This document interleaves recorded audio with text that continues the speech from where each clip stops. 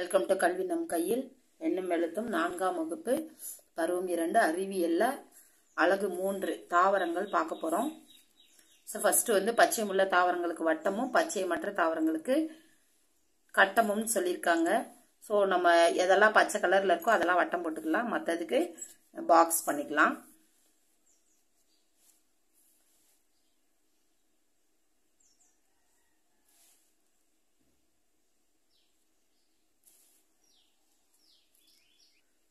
அடுத்து தாவர வகைகளை அடையாளம் கண்டு இணைக்கவும் கொடுத்துருக்காங்க. ஸோ பூக்கும் தாவரமா பூக்கா தாவரமா நம்ம பார்க்க போறோம், அவ்வளவுதான். அடுத்து கொடுக்கப்பட்ட படத்தை உற்று நோக்கி சரியானவற்றிற்கு டிக் குறி இருக்குன்னு கொடுத்துருக்காங்க. ஸோ இது காளான் படம், அப்போ இது பூக்காது, பச்சையும் இதில் இருக்காது. அடுத்து படிப்பேன் எழுதுவேன் 81 82 பேஜ் நம்பர்ல இருக்கிறத படிச்சுட்டு கீழே இருக்க கொஸ்டினுக்கு வந்து நம்ம வந்து ஆன்சர் பண்ண போறோம். ஸோ பச்சையம் இருக்கு அப்படின்னா அதுல வந்து அந்த பச்சை நிறத்துக்கு காரணம் என்ன அப்படின்னா குளோரோஃபில். பச்சை கலர்ல இல்லைன்னா அது பச்சை மற்ற தாவரம்.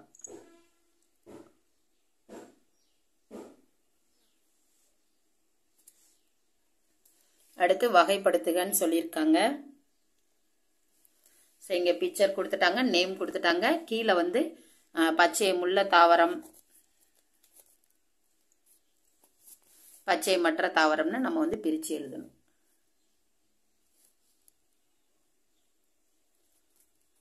காளான். தென் படத்தினை உற்று நோக்கி பின்வரும் வினாக்களுக்கு விடையளிக்கன்னு கொடுத்துட்டாங்க. இங்க ஆப்ஷன் க்ளூஸ் கொடுத்துருக்காங்க. கீழே இருக்க கொஸ்டினை வாசித்து பார்த்து நம்ம ஆன்சர் பண்ண போறோம். இலைக்காம்பு, இலைத்தாள், இலை நுனி, மைய நரம்பு. அடுத்து மைய நரம்பு பக்க நரம்பு வரைய சொல்லியிருக்காங்க. வரைஞ்சா போதும், நம்ம எழுதியே வச்சுட்டான். இந்த சென்டரா போறது வந்து மைய நரம்பு, இப்படி சைட்ல போறது எல்லாமே பக்க நரம்பு.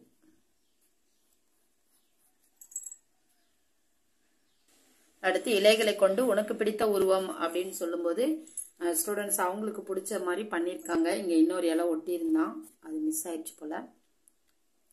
ஸோ அவங்களுக்கு எது பிடிச்சிருக்கோ அந்த மாதிரி அவங்கள வந்து நம்ம ஓட்ட சொல்லிடலாம். தென் உணவாக பயன்படும் பகுதிகளை மட்டும் வட்டம் போடணும். ஸோ நம்ம எதை சாப்பிட்றோமோ எந்த பார்ட், இங்கே வந்து பூவை சாப்பிடுவோம், காய் சாப்பிடுவோம், பழத்தை சாப்பிடுவோம், தண்டை சாப்பிடுவோம். ஸோ அதனால 3 வட்டம் போட்டிருக்காங்க. அதே மாதிரி நம்ம சாப்பிட்ற பார்ட் எதுவோ அதை மட்டும் வட்டம் போட்டு காட்டினா போதும். இப்போ முருங்கையில் எல்லாத்தையுமே சாப்பிடுவோம், ஸோ எல்லாத்தையும் வட்டம் போட்டிருக்காங்க. இங்கே இது மட்டும்தான். சரியா சொல்லணும்னா இது மட்டும்தான் போடணும், நம்ம அந்த வேற கூட சேர்த்து போடக்கூடாது. ஸோ கொஞ்சம் இது பண்ணி போட்டாங்க. கரெக்டாக சாப்பிட்ற பார்ட்டை மட்டும் நம்ம போடணும் இந்த மாதிரி. ஓகே,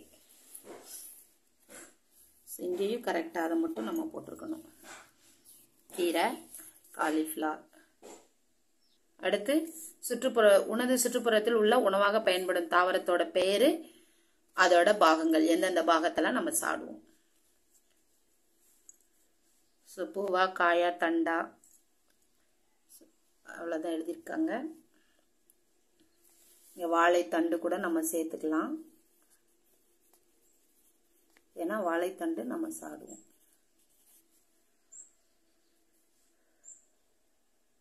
இதுதான் எழுதணும் நெசசரி இல்லை, அவங்கவுங்க சுற்றுச்சூழல்ல எது கிடைக்குதோ அதை எழுதிக்கலாம். அடுத்து இந்த பேராகிராஃப் வாசிச்சு கீழே இருக்கிறத ஃபில் பண்ணணும்.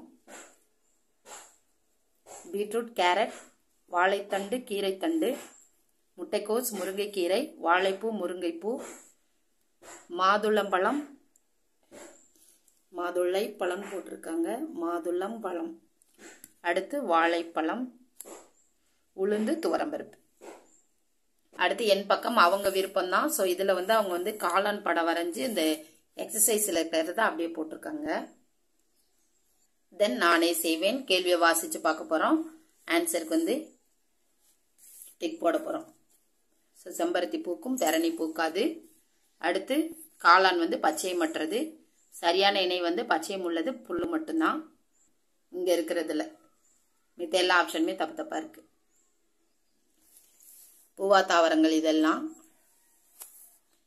தவறான இணைன்னு சொல்லியிருக்காங்க. ஸோ இலை காம்பு இல்லை, மைய நரம்பு பக்க நரம்பு.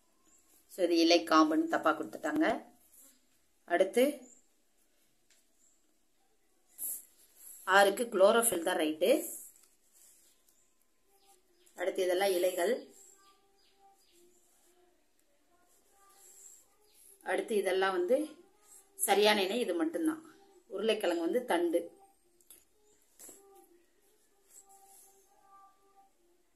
அடுத்து வேரில் உணவு சேமித்தவை. அடுத்து தண்டு பகுதி, இது வந்து வேறு, இதுதான் தண்டு. அதுக்கப்புறம் அதை நம்ம ஷேர் பண்ண போறோம், அவ்வளவுதான். ஸோ இதோட 3வது படம் முடியுது. அடுத்தது வந்து தொகுத்தறி மதிப்பீடு நாம் வந்து இதில் பார்க்கலாம். தேங்க்யூ.